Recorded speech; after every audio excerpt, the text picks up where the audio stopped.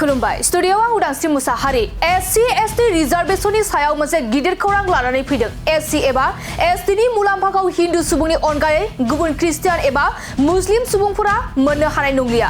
ST एबा एससीनि मुलाम्फाखौ मोनोब्ला जानांसिगोन हिन्दु धोरोमनि सुबुं। एससी एसटी रिजार्वेशननि फारसे जारिमिनारि थिरांथा जौसिन बिजिरसालिया मोनसे जारिमिनारि बिजिरथाय होदों। नोंगौ बे समाव एससी एसटी रिजार्वेशननि सायाव मोनसे गिदिर खौरां।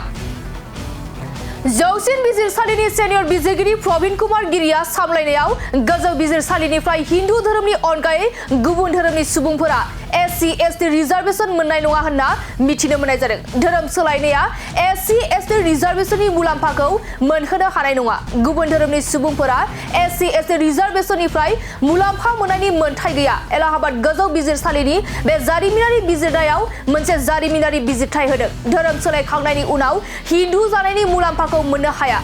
जाय हिन्दुफोरा गावनि धोरोमखौ सोलायो बिथांमोनहाबो एससी एसटी रिजार्वेशनाव मोननाय नङा। बे बिजिरसालिनि बिजिरनायखौ सेनियर बिजिरगिरि प्रवीण कुमार गिरिया सामलायदोंमोन आरो बे गोजौ बिजिरसालियाव हिन्दु धोरोमनि अनगायै गुबुन धोरोमनि सुबुंफोरा एससी एसटी रिजार्वेशन मोननाय नङा होनना बिजिरथाय होदों।